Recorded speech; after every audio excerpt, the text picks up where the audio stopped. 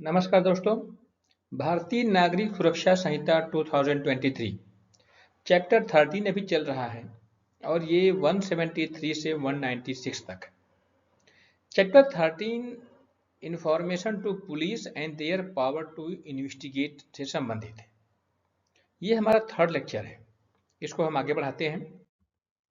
आज जो हम डिस्कस करेंगे उसमें police officers power to require attendance of witnesses, examination of witnesses by police, statement to police and use thereof, no inducement to be offered, recording of confession and statement, and medical examination of victim of rape.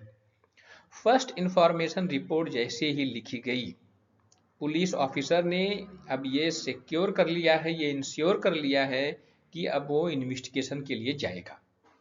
या अगर वो उसने FIR नहीं लिखी है तो victim SP के पास गया रजिस्टर्ड पोस्ट के थ्रू, और एसपी ने फिर पुलिस ऑफिसर को ऑर्डर किया कि एफआईआर लिखो और मामले में इन्वेस्टिगेशन करो। अगर एसपी ने इग्नोर किया है तो व्यक्ति मजिस्ट्रेट के पास जाएगा और मजिस्ट्रेट वहां से ऑर्डर करेगा। तो कुल मिलाकर के अब इस बात पर है कि अब इन्वेस्टिगेशन स्टार्ट हो गया है। तो पुलिस ऑफिसर स्पॉट पे जाएगा और वहां पे जो भी उसको मिलता है डॉक्यूमेंट, विटनेसेस वगैरह, या फिर जो है कुछ चीज पाता है जो कि उस ऑफेंस में इन्वॉल्व है, उसका इन्वॉल्वमेंट है, यूज किया गया है, चाहे वो वेपन हो चाहे कुछ भी हो, तो उसको वो कलेक्ट करेगा। इसी क्रम में जो है, जो अक्वेंटेड पर्सन हैं, जो फैक्ट और सर्कमस्टांसेस से जो परिचित व्यक्ति हैं, उनको वो बुला करके उनको एग्जामिन करना चाहेगा।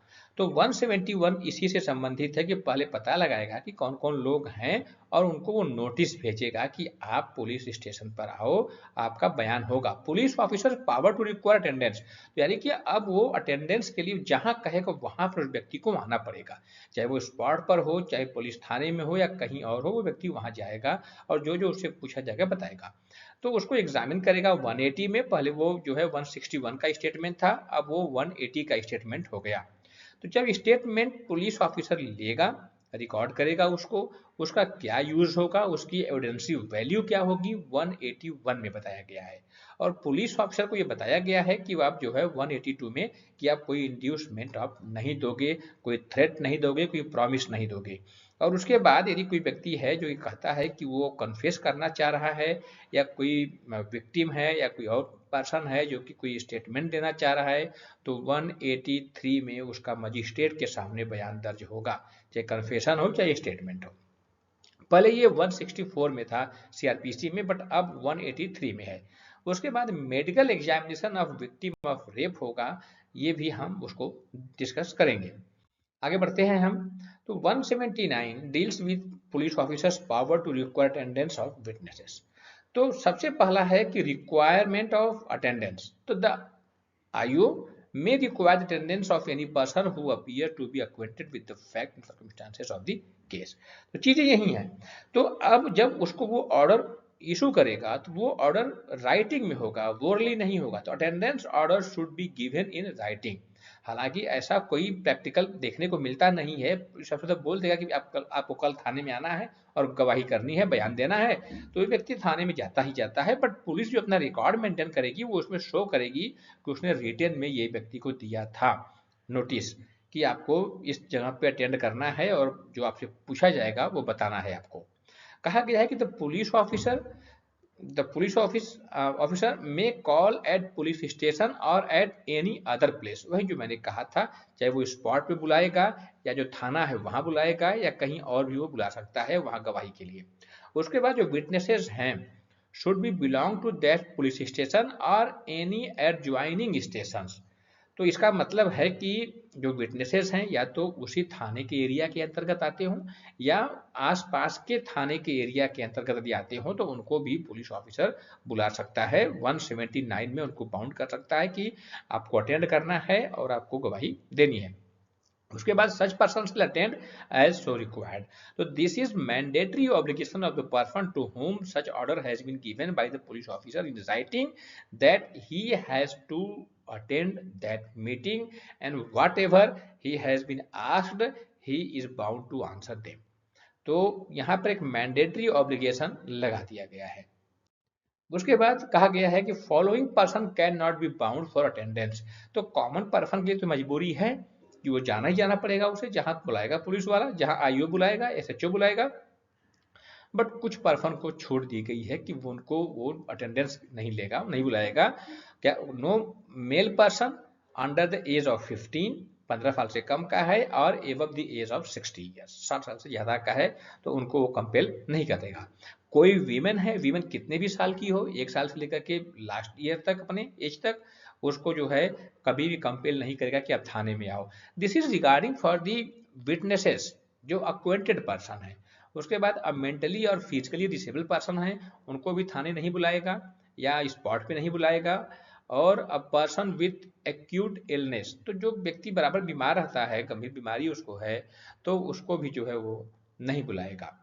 लेकिन कहा गया है कि यदि ये व्यक्ति, जो चारों व्यक्ति हैं, अगर खुद से जाना चाहते हैं थाने पर कि ठीक है आप जहाँ कहोगे मैं वहां कर गवाही देने को रेडी हूं, तो वो जाकर के वहां पे गवाही देगा, तब फिर उनको मना नहीं किया जाएगा। पेमेंट ऑफ फॉर अटेंडेंस, तो ये कहा गया कि जो स्टेट गवर्नमेंट ने जो रूल्स प्रोवाइड किया है उसी रूल्स के अकॉर्डिंगली उनको एक्सपेंसेस दिए जाएंगे। हालांकि 181 का या पहले जो 161 के स्टेटमेंट देने के लिए लोग जाते थे थाने पर, कोई भी एक्सपेंसेस नहीं मिलते थे। तो ऐसा थोड़ी ना है कि जो है थाना जो है उस ऐसे एक्सपेंसेस को वहां पे जो विड्रॉ नहीं करता होगा, विड्रॉ तो करता होगा, बट कभी भी ये विटनेसेस को मिले नहीं आज तक। मैंने तो नहीं सुना, कभी मिलते भी होंगे, ऐसा नहीं कि नहीं देते होंगे, बट मैंने सुना नहीं आज तक कि कोई विटनेस को थाने में बुलाया गया, गवाही के लिए वो गया वहां पर, बट उसे कुछ पैसे भी मिले हों, आज तक तो मैंने नहीं सुना। आगे बढ़ते हैं। तो हालांकि वो स्टेट गवर्नमेंट के प्रोविजन के अंदर है, प्रोविजन बना है तो देना पड़ेगा, नहीं बना है तो नहीं देंगे पुलिस वाले। 180 जब होगा, अब यानी कि अब एग्जामिनेशन होगा, पुलिस ऑफिसर ने आइडेंटिफाई कर लिया कि this person is familiar with the fact and circumstances, तो उसे वो नोटिस देगा 179 में। अब वो व्यक्ति 181 में एग्जामिन किया जाएगा। तो एग्जामिनेशन ऑफ पर्सन अक्वेंटेड, तो द आईओ और हिज सबऑर्डिनेट में examine orally any person suppose to be acquainted with the fact and circumstances of the case. तो या तो आईओ खुद करेगा, एसएचओ के पास पावर है ही। उसके बाद अगर आईओ नहीं कर पाता है तो अपने किसी सबऑर्डिनेट को वो ऑथोराइज कर सकता है कि आप उसको एग्जामिन करो। लेकिन वो सबऑर्डिनेट जो है एक सीनियर सब इंस्पेक्टर से रैंक के नीचे करना हो, जैसा कि स्टेट गवर्नमेंट ने रूल्स में बनाया हो। उसके बाद जब वो विटनेसेस से जो पर्सन है, this is not suppose to be a witness, वो विटनेस तो नहीं है। जो टर्म्स यूज किया गया उसके लिए वो है अक्वेंटेड पर्सन, यानी कि वो तथ्यों से परिचित व्यक्ति है। तो जब उसको कोई क्वेश्चन पूछा जाता है तब वो पर्सन सही सही आंसर देने के लिए बाध्य है, जो कि वो जानता है। तो such person shall be bound to answer truly all question relating to the such case put to him by such officer. तो इस सेंटेंस को ध्यान से देखो आप, केवल उसी केस से संबंधित मामले को बताने के लिए बाउंड है, किसी अदर को नहीं, रिलेटिंग टू सच केस। उसके बाद when not bound to answer, कब वो आंसर देने के लिए बाउंड नहीं है, तो कहा गया कि if the answer have a tendency to expose him to a criminal charge और टू पेनल्टी और to seize of his property. तो अगर ऐसा कोई क्वेश्चन है जिसका वो आंसर दे देगा तो खुद फंस जाएगा, या उस पर कोई क्रिमिनल चार्ज लग जाएगा, या उसकी प्रॉपर्टी जो है फॉरफिट हो जाएगी। तो ऐसे क्वेश्चन का आंसर वो देने के लिए बाध्य नहीं है, क्योंकि यहां पर आर्टिकल 20(3) का भी प्रोटेक्शन उसको मिला हुआ है। इसके बाद रिकॉर्ड ऑफ द स्टेटमेंट, उस गवाही के दौरान, उस स्टेटमेंट के दौरान जो रिकॉर्ड मेंटेन किया जाएगा पुलिस ऑफिसर के द्वारा, तो द पुलिस ऑफिसर में reduce into writing of such statement and he shall make a separate and true record of the statement of each such persons। तो जितने भी विटनेसेस हैं, जितने भी अक्वेंटेड पर्सन हैं, उनके सेपरेट रिकॉर्ड वो मेंटेन करेगा, उसको एक डिटेल में वो लिखेगा। उसके बाद स्टेटमेंट में also be recorded by audio video electronic means. तो ये मे ऑल्सो बी रिकॉर्डेड मतलब कि ये मैंडेटरी तो नहीं है, बट फिर भी पुलिस ऑफिसर चाहे तो उसको ऑडियो वीडियो इलेक्ट्रॉनिक मीन्स के थ्रू रिकॉर्ड कर सकता है। यहाँ पे मोबाइल के द्वारा रिकॉर्डिंग को भी मान्यता दी गई है। उसके बाद कहा गया है कि यदि कोई ऑफेंस ऐसा है जो कि अगेंस्ट द वीमेन है, और ये बीएनएस के इन प्रोविजंस में आता है, 64, 65, 66 तमाम मैंने मेंशन कर रखा है। तब वो स्टेटमेंट जो है किसी फीमेल पुलिस ऑफिसर के द्वारा ही रिकॉर्ड किया जाएगा। Then after evidentiary value of statement recorded during the investigation। अब वो 180 के जो स्टेटमेंट रिकॉर्ड हुए हैं उसकी एविडेंसी वैल्यू 181 में बताई गई है। इसको हमने दो पार्ट में लिया है। पहला पार्ट तो ये कि नो एविडेंसी वैल्यू, उसकी एविडेंसी वैल्यू इक्वल टू 0 है, कोई भी नहीं है। अगर वो विटनेस, वो व्यक्ति जो अक्यूरेट पर्सन है, अगर वो परिचित व्यक्ति फेमिलियर पर्सन यदि कोर्ट में नहीं जाता है तो उसका जो रिकॉर्ड पुलिस ऑफिसर ने बनाया है, रिटन में लिखा है, वो रद्दी के समान है, उसकी कोई वैल्यू नहीं है।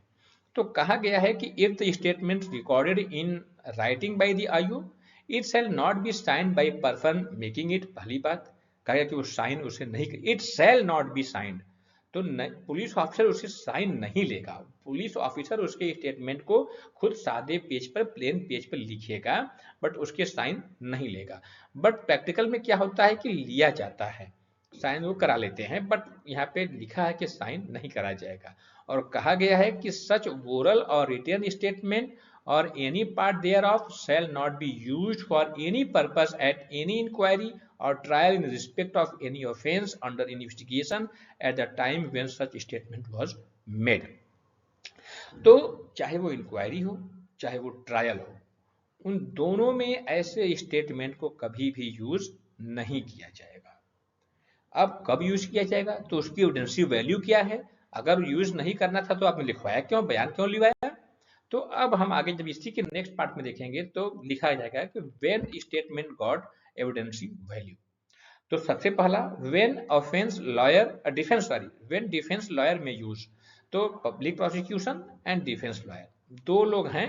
डिफेंस लॉयर उस स्टेटमेंट को कब यूज कर सकता है, यानी एक्यूज्ड कब उस स्टेटमेंट को यूज कर सकता है कि उसके अगेंस्ट में किसी पर्सन ने जाकर थाने में ड्यूरिंग द इन्वेस्टिगेशन बयान दिया है और अब वो पर्सन कोर्ट में आ गया।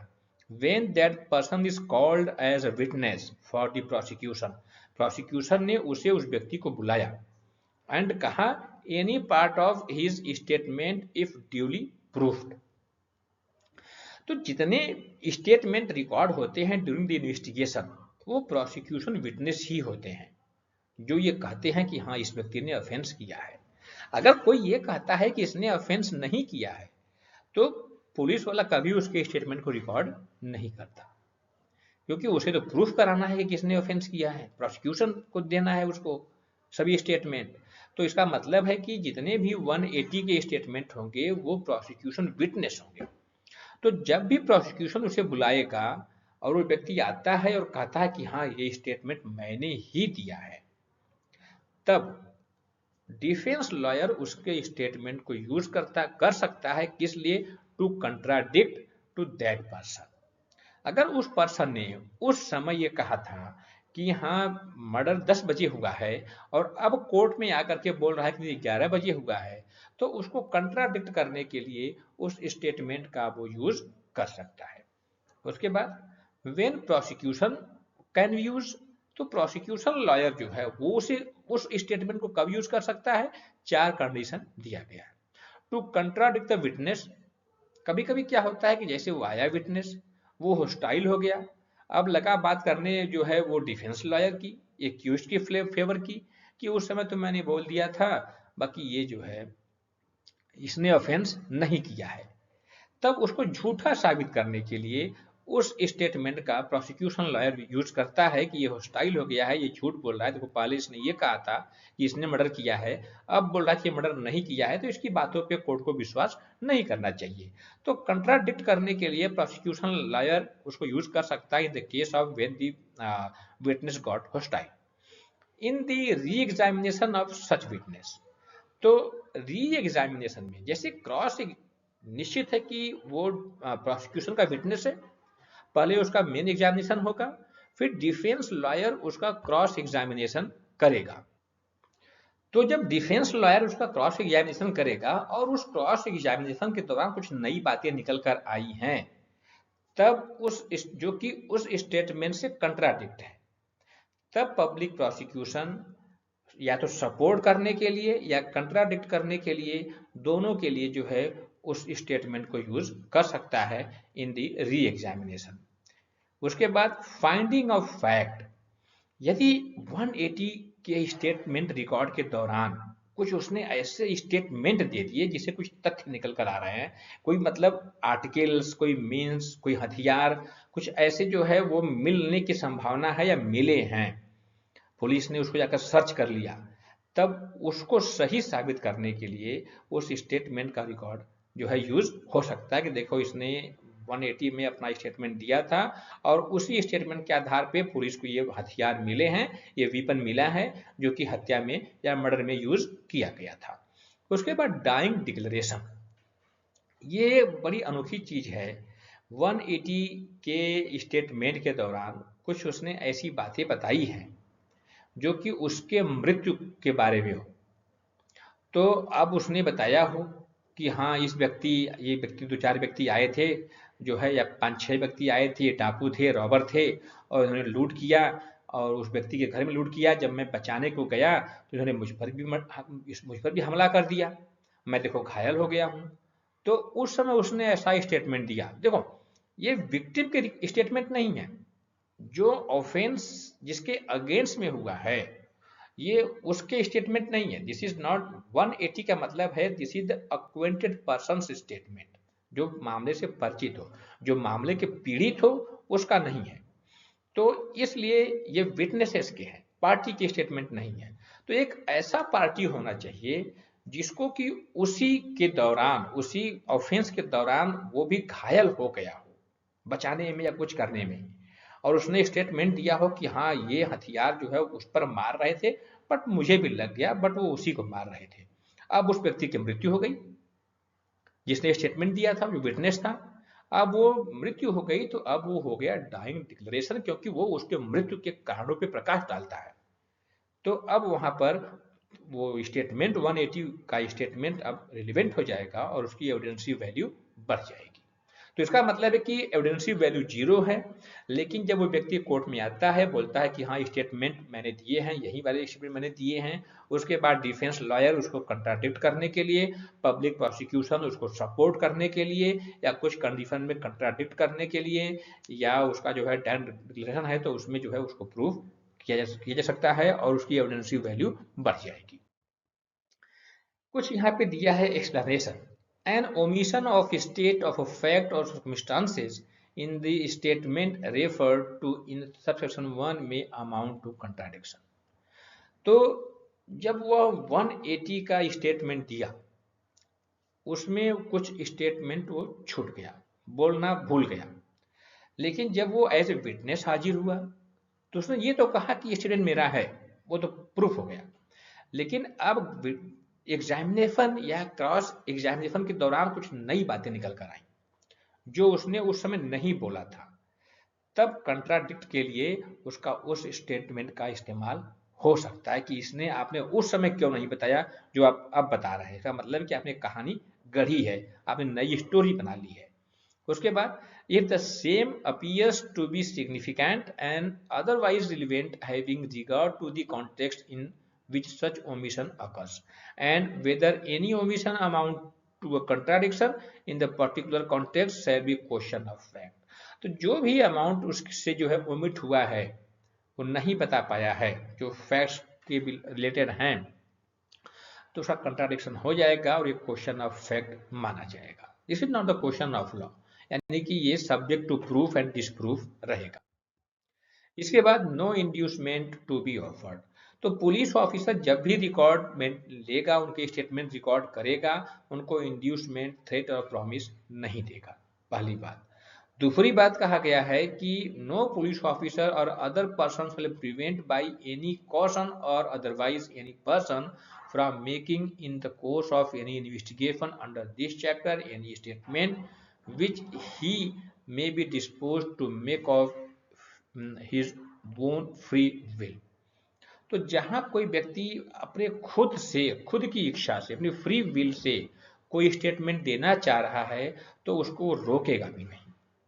चाहे वो कन्फेशन बोल रहा हो, स्टेटमेंट बोल रहा हो, किसी के अगेंस्ट बोल रहा हो, तो बोलने के लिए बाध्य भी नहीं करेगा, पहली बात। और अगर कोई बोल रहा है तो उसको रोकेगा भी नहीं, किसी इंड्यूसमेंट, थ्रेट और प्रॉमिस के थ्रू। दोनों बातों के लिए पुलिस ऑफिसर को मना किया गया है कि आप किसी को बोलने के लिए बाउंड नहीं करेंगे, पहली बात। और अगर कोई बोल रहा है तो उसको रोकेंगे भी नहीं। बट ये चीजें मजिस्ट्रेट पर लागू नहीं होती है। जब मजिस्ट्रेट कॉन्फेशन रिकॉर्ड करता है तब वो रोक सकता है कि आप जो कन्फेशन रिकॉर्ड करवाओगे मुझसे, जो मैं रिकॉर्ड करूंगा वो आपके अगेंस्ट यूज होगा। इसलिए यहाँ पे लिखा है प्रोवाइडेड दैट, तो nothing in this provision shall affect the provision of section 4 of the section 183। तो वही कन्फेशन की बात कही गई है। तो अब यहाँ पर 183 में है recording of confession and statement, यानी कि इन्वेस्टिगेशन के दौरान हम स्टेटमेंट रिकॉर्ड करने को ही अभी डिस्कस कर रहे हैं। तो पहला तो पुलिस के पास पावर है, वो 179 में नोटिस इशू करेगा और 180 में रिकॉर्ड उनका करेगा। अब 183 में मजिस्ट्रेट को पावर दी गई है कि वो भी कन्फेशन रिकॉर्ड कर सकता है और स्टेटमेंट रिकॉर्ड कर सकता है। पुलिस ऑफिसर कन्फेशन रिकॉर्ड कर सकता है बट उसकी कोई एविडेंसी वैल्यू नहीं है, इसलिए वो चाहता है कि व्यक्ति को मजिस्ट्रेट के पास ले जाया जाए। तो मजिस्ट्रेट के पास पावर क्या है कि any magistrate of the district in which the information about commission of any offence has been registered. तो सबसे पहली बात है कि जहां ऑफेंस रजिस्टर्ड हुआ है उसी जिले के डिस्ट्रिक्ट मजिस्ट्रेट को या मजिस्ट्रेट को, जो आपका मजिस्ट्रेट है फर्स्ट क्लास, उसी के पास पावर है, वही कर सकता है। और अदर डिस्ट्रिक्ट में ले जाकर के आप कन्फेशन रिकॉर्ड नहीं करवाओगे। और भले ही कहा गया कि whether such magistrate has jurisdiction in the case और नॉट, उसे उस मामले को इंक्वायरी या ट्रायल करने के पावर हो या नहीं हो कोई बात नहीं है, बट वो ऑफेंस उसी डिस्ट्रिक्ट में किया गया होना चाहिए। उसके बाद मे रिकॉर्ड एनी कन्फेशन और स्टेटमेंट मेड टू हिम, और कहा गया है कि in the course of investigation under this chapter और under any other law for the timing in force और at any time afterwards but before the commencement of inquiry and trial. तो पहला question आता है कि कन्फेशन कब तक record हो सकता है। सबसे पहले कन्फेशन ड्यूरिंग द इन्वेस्टिगेशन या आफ्टर द इन्वेस्टिगेशन रिकॉर्ड हो सकता है, लेकिन जैसे ही इंक्वायरी स्टार्ट हो गई या ट्रायल स्टार्ट हो गया अब कन्फेशन रिकॉर्ड नहीं कर सकता। ऐसा नहीं कि नहीं होगा, रिकॉर्ड तो होगा। तब रिकॉर्ड वो होगा जिसके सामने वो इंक्वायरी एंड ट्रायल चल रही है। ये बात, ये जो हमारा चैप्टर है, ये चैप्टर 13 है, ये 13 is especially for the procedure followed by the police officer during the investigation। जब कोर्ट ने कॉग्निजेंस ले लिया तो अब इंक्वायरी स्टार्ट हो गई, सब चीजें अब कोर्ट के ऑर्डर पे होंगी। तो यहाँ 183 में कोई भी मजिस्ट्रेट जिसे इंक्वायरी या ट्रायल करने के राइट हो या ना हो कोई मतलब नहीं है, वो कन्फेशन रिकॉर्ड कर लेगा, लेकिन only before starting the inquiry and trial. उसके बाद कहा गया है कि प्रोवाइडेड दैट एनी कन्फेशन और statement made under this subsections may also be recorded by audio video electronic means in the presence of the advocate of the person accused of an offense। यहाँ पर advocate को अब permission दे दी गई है कि जो accused person है उसका एडवोकेट वहां पर अब रहेगा, लेकिन मे टर्म्स यूज किया गया है। मे ऑल्सो बी रिकॉर्डेड, यानी कि मजिस्ट्रेट अलाउ कर सकता है, शैल नहीं है। शैल का मतलब ये है कि अभी क्या है कि अभी हमने जस्ट एक्यूज्ड को अरेस्ट किया है और एक्यूज्ड को अरेस्ट करके हम वो कह रहा है कि अब हम कन्फेस करेंगे, तो अब उसको जो है ले गए मजिस्ट्रेट के पास। तो ऐसे में वकील कहां से हायर करेगा वो, इसलिए मे टर्म्स यूज किया गया है। Provided further that no confession shall be recorded by a police officer on whom the magistrate has been, the power of magistrate has been confirmed under any law for the timing in force। तो कभी कभी क्या होता है कि कुछ police officer को magistrate के पावर मिल जाते हैं। जैसे आप देखते होंगे चुनाव का समय आ गया है, तो चुनाव में जब इलेक्शन होता है, वोटिंग होती है, तो बहुत से सेक्टर मजिस्ट्रेट अपॉइंट हो जाते हैं। वो सीओ रैंक के होते हैं, डिप्टी एसपी होते हैं, उनको वो अथॉरिटी मिल जाती है। तहसीलदार होते हैं, नायब तहसीलदार होते हैं, उनको सेक्टर मजिस्ट्रेट की पावर मिल जाती है। अब तुम हो तो गए मजिस्ट्रेट, लेकिन वो अब कन्फेशन रिकॉर्ड नहीं करेंगे। तो कोई पुलिस ऑफिसर है जिसे मजिस्ट्रेट के पावर मिले हैं फॉर द टाइम बिंग या परमानेंटली मिल गए हों, फिर भी वो अब रिकॉर्ड नहीं करेगा। ये परमानेंटली का एक अलग कॉन्सेप्ट है, तो प्रमोशन मिल जाएगा तो हो जाएगा वो मजिस्ट्रेट, तो रिकॉर्ड कर ही सकता है।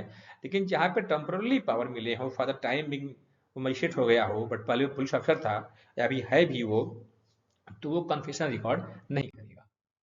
इसके बाद वार्निंग बाई मजिस्ट्रेट, मजिस्ट्रेट एक वार्निंग देगा। ये वार्निंग पुलिस नहीं देगा। जब पुलिस ऑफिसर 180 का स्टेटमेंट रिकॉर्ड करेगा तो वो वार्निंग नहीं देगा, न तो बोलने से रोकेगा और न ही बोलने के लिए वो बाउंड करेगा। लेकिन यहाँ पर मजिस्ट्रेट वार्निंग देगा, और क्या देगा, कहा गया है कि he is not bound to make a confession and that if he does so it may be use as evidence against him. तो पहला तो यही है कि वो बाउंड नहीं है, वो चाहे तो न दे कन्फेशन, और दूसरा ये है कि जो कन्फेशन देता है तो वो उसके अगेंस्ट में यूज होगा। And the magistrate shall not record any such confession unless upon questioning the person making it, he has reason to believe that it is being made voluntarily। तो तीन बातें कही गई हैं। एक तो कहेगा कि आप बाउंड नहीं हो, दूसरा यदि आप स्टेटमेंट देते हो तो आपके अगेंस्ट में रिकॉर्ड होगा, और तीसरा ये है कि यदि लगता है मजिस्ट्रेट को कि ये वॉलंटरली नहीं बोल रहा है, किसी प्रेशर में बोल रहा है, दबाव में बोल रहा है, तब वो कन्फेशन रिकॉर्ड नहीं करेगा। और आगे तक क्या करेगा, no detention in police custody in case of denial. तो if at any time before the confession is recorded the person appearing before the magistrate states that he is not willing to make the confession, the magistrate shall not authorise the detention of such person in police custody. ये बहुत बड़ी चीज है, ये किसमें लोग game भी खेलते हैं जो डिफेंस लॉयर है। जैसे पुलिस रिमांड मिल गया, आ गया पुलिस के पास, या जो है पुलिस ने पकड़ लिया, टॉर्चर कर रहा है, तो बोल देगा अपने एक्यूज्ड से, अपने क्लाइंट से कि तुम बोल दो कि मैं कन्फेशन करूंगा, और वो कन्फेशन करने के तैयार हो जाता है। पुलिस वाले ले जाते हैं मजिस्ट्रेट के पास, वहां वो मुकर जाता है। तो अब वहां पे जैसे वो मुकर गया, बोल रहा है कि is not willing to make the confession, तब अब मजिस्ट्रेट उसे कहाँ भेजेगा, उसे भेजेगा जुडिशियल कस्टडी में, जेल में भेजेगा, पुलिस के पास अब नहीं भेजेगा, क्योंकि पुलिस अब बहुत ज्यादा मारेगी कि आपने क्या कर दिया। तो कहीं ना कहीं पुलिस कस्टडी से बचाने के लिए भी ये गेम खेले जाते हैं। बट यहाँ पे चीजें आपको याद रखनी होगी कि यदि वो मुकर गया आकर के नहीं अब मैं नहीं करूंगा कन्फेशन, तो अब उसको जेल में भेजा जाएगा, पुलिस के पास नहीं भेजा जाएगा। Manner as mention in provision 316, तो किस तरीके से रिकॉर्ड करेगा कन्फेशन, वो 316 में बताया गया है। अगर वो सेशन कोर्ट है, डिस्ट्रिक्ट कोर्ट है, जो है डिस्ट्रिक्ट मजिस्ट्रेट कोर्ट है, सीजीएम फर्स्ट क्लास, तब वो क्वेश्चन आंसर फॉर्मेट में रिकॉर्ड करेगा। लेकिन अगर वो मेट्रो मजिस्ट्रेट है तब उसको एक समरी बनाएगा और उसी फॉर्मेट में रिकॉर्ड करेगा। जब हम वहां पे जाएंगे तो उसको हम पढ़ेंगे, और पूरा रिकॉर्ड करने के बाद वो एक फुट नोट भी लिखेगा। I have explained to accused person that he is not bound to make a confession, blah blah blah लिख करके नीचे अपनी साइन करेगा।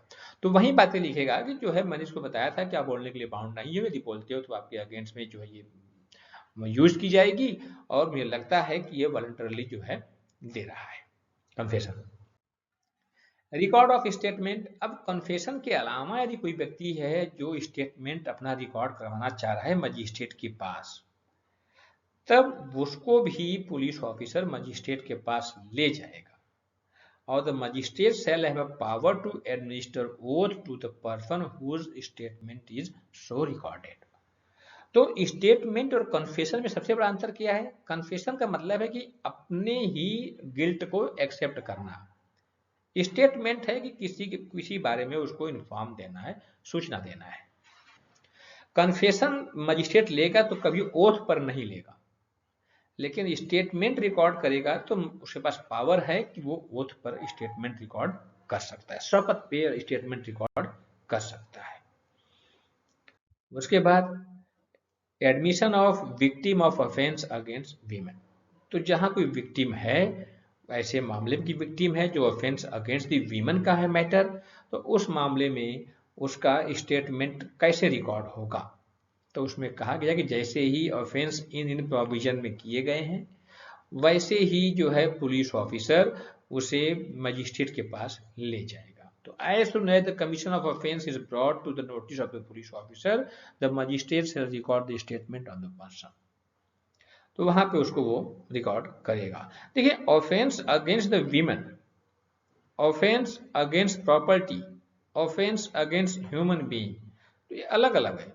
रेप जैसे है, rape against, offence against the women है, not the offence against the human body. Human body में पहले था, लेकिन अब चीजें अलग कर दी गई हैं। तो ये वही मामला है जहां ऑफेंस अगेंस्ट द वीमन हो। रेप किसी मेल का तो होगा नहीं, तो इसलिए कोई मेल ना कहे कि नहीं मेरे अगेंस्ट। अगर चोरी हो गई, मान लो कोई एक वीमन है, फीमेल है, अपनी प्रॉपर्टी पे थी तो चोरी हो गई, तो this is not amount to offence against the women, this is offence against the property. तो उसमें इसका ये प्रोविजन हमारा अट्रैक्ट नहीं होगा। तो इस चीजों को हमें ध्यान में रखना पड़ेगा। फिर important things while recording the statement, तो जहां पे वो ऑफेंस अगेंस्ट द वीमन है, अब वो स्टेटमेंट उसका रिकॉर्ड करवाना है, तो सबसे पहले क्या है कि वो वीमेन मजिस्ट्रेट के द्वारा ही उसका स्टेटमेंट रिकॉर्ड होगा। उसके बाद कहा गया है कि in case relating to the offence punishable with imprisonment for 10 years or more than 10 years or life or death, the magistrate shall record the statement of the witness brought before him by the police officer। तो यहां पर एक compulsion कर दिया गया है उस offence को, जो कि पहला ऑफेंस अगेंस्ट द वीमन हो, नंबर 1। नंबर 2, वो ऑफेंस 10 ईयर या मोर देन 10 ईयर इम्प्रिजनमेंट से पनिशेबल हो, या लाइफ इम्प्रिजनमेंट हो और डेथ इम्प्रिजनमेंट भी हो सकता है। तो वहां पे विटनेसेस को भी का भी मजिस्ट्रेट बयान होगा। यहाँ पे पुलिस वालों के लिए भी कंपलसरी है कि अब वो ऐसे मामले में एक दो विटनेस पकड़ें और उनका बयान मजिस्ट्रेट से करवाएं उनके सामने। तो ये कंपलसरी कर दिया गया है। Assistance of an interpreter special educator, ये वहां उस केस में है जहां पे जो स्टेटमेंट मेकर है वो टेम्परली या परमानेंटली मेंटली और फिजिकली डिसेबल हो गया है, तो वहां पर इंटरप्रीटर की या स्पेशल एजुकेटर की सहायता ली जाएगी। और वहीं चौथा भी है कि ऑडियो वीडियो इलेक्ट्रॉनिक मीन्स से जो है उसकी रिकॉर्डिंग भी इस केस में की जाएगी जहां पे स्टेटमेंट मेकर डिसेबल पर्सन है। और प्रीफर किया गया है मोबाइल फोन को, क्योंकि हर जगह तो कैमरा लाएंगे नहीं आप, लेकिन मोबाइल सबके पास है, तो मोबाइल से ही आपको रिकॉर्ड कर देना है। उसके बाद when examination in chief is not required, तो ऑफेंस अगेंस्ट द वीमन है और वो विक्टिम क्या हो गई है, वो परमानेंटली या टेम्परली मेंटली और फिजिकली डिसेबल है, उसका मजिस्ट्रेट के सामने स्टेटमेंट रिकॉर्ड हो गया है, क्योंकि अगर 10 साल से ज्यादा की स्टेटमेंट तो कंपलसरी है, कम का भी है तब भी रिकॉर्ड हो गया है। तो अब उसी स्टेटमेंट को क्रॉस एग्जामिनेशन माना जाएगा और उसी पर आर्गुमेंट होगा फिर। तो वहां से फर्दर क्रॉस एग्जामिन करने की आवश्यकता उस लेडी को नहीं पड़ेगी, उसी स्टेटमेंट पे ही अब बहस होगी ये क्या सही है क्या गलत है। Forward the record to competent magistrate, यदि एक ऐसा मजिस्ट्रेट ने स्टेटमेंट या कन्फेशन रिकॉर्ड किया है जिसे उस मामले में इंक्वायरी या ट्रायल करने के राइट नहीं थे, तब वो रिकॉर्ड करने के बाद वो कॉम्पिटेंट मजिस्ट्रेट यानी जिसके पास राइट होंगे इंक्वायरी या ट्रायल करने के, उसको वो फॉरवर्ड कर देगा। उसके बाद medical examination of rape victim है, इसको ध्यान से भी देखना होगा। तो कहा गया है कि where during the stage when an offence of committing rape और attempt to commit rape is under investigation, तब क्या कहा गया है कि it is suppose to get the person of women with whom rape is alleged और attempt to have been committed और attempted examined by the medical expert. तो यहाँ पर रेप विक्टिम को पुलिस ऑफिसर ले जाएगा मेडिकल एक्सपर्ट के पास और उसका एग्जामिनेशन होगा। ऐसे हॉस्पिटल में होगा जो कि गवर्नमेंट के द्वारा या लोकल अथॉरिटी यानी म्यूनिसिपल कॉरपोरेशन के द्वारा वो रन कर रहा हो हॉस्पिटल, उसी में वो ले जाएगा।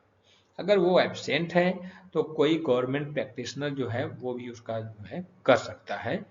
कहा गया कि in the absence of such practitioner by any other registered medical practitioner with the consent of such women और of a person competent to give such consent और ऑन बिहाफ, तो वो वहां पे भी उसको एग्जामिनेशन कर सकता है। and such women shall be sent to the such registered medical practitioner within 24 hours. तो जैसे ही ऐसे ऑफेंस के कमिट होने की इन्फॉर्मेशन मिलती है, विद इन 24 आवर्स उसका मेडिकल एग्जामिनेशन रेप विक्टिम का होगा, लेकिन उसके कंसेंट से होगा। अगर वो कंसेंट नहीं दे रही है तो उसका मेडिकल एग्जामिनेशन नहीं होगा। ये मैंडेटरी कर दिया गया है। बिना कंसेंट के उसका एग्जामिनेशन अगर करते हैं आप, तो वो रिपोर्ट जो है किसी काम की नहीं है। मेडिकल रिपोर्ट में क्या क्या चीजें होंगी? Name of the victim, address of that victim, person by whom she was brought, किसी पुलिस ऑफिसर ने लाया, किसने लाया, the age of the women, the description of the medical material taken from the person of the woman for DNA profile, उसकी body से आपने क्या लिया है, हेयर लिया है, ब्लड लिया है, सीमन लिया है, जो भी लिया हो आप उसको मेंशन करेंगे। Mark of injury if any on the person of women, उसके बाद general mental condition of the women and other materials particulars in reasonable detail, all such things must be mentioned in the medical report. उसके बाद कहा गया है कि जो भी फाइंडिंग होगी मेडिकल ऑफिसर की, उसका रीजन लिखेगा, हर एक फाइंडिंग की रीजन लिखेगा, और साथ में ये भी लिखेगा कि whether the consent has been taken of that women और हिज रिलेटिव्स और द गार्जियन और not, and exact time the commencement and the completion of that examination, वो भी उस रिपोर्ट में लिखी जाएगी। उसके बाद रिपोर्ट सेंड टू आईयू, वो मेडिकल ऑफिसर्स जो है अपनी मेडिकल रिपोर्ट 7 डे के भीतर after making the examination, completion of the examination, IO को भेजेगा। और मेडिकल विदाउट कंसेंट कहा गया है कि मेडिकल विदाउट कंसेंट वो मेडिकल रिपोर्ट की कोई भी लीगलिटी नहीं होगी।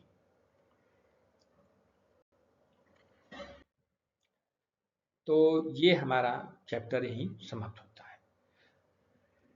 एफआईआर, इन्वेस्टिगेशन स्टार्ट हुआ, हमने अब सभी के बयान दर्ज कर लिए, चाहे उसका पुलिस रिकॉर्ड हुआ, स्टेटमेंट रिकॉर्ड हुआ 180 में, या उसका मजिस्ट्रेट रिकॉर्ड हुआ, तो मजिस्ट्रेट ने भी उसका कन्फेशन स्टेटमेंट रिकॉर्ड कर लिया है।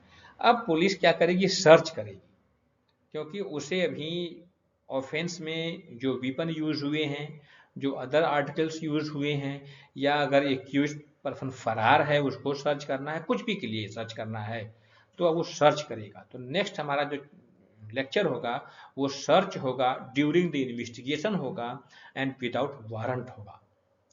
तो हम डिस्कस करेंगे अपने नेक्स्ट लेक्चर में। धन्यवाद।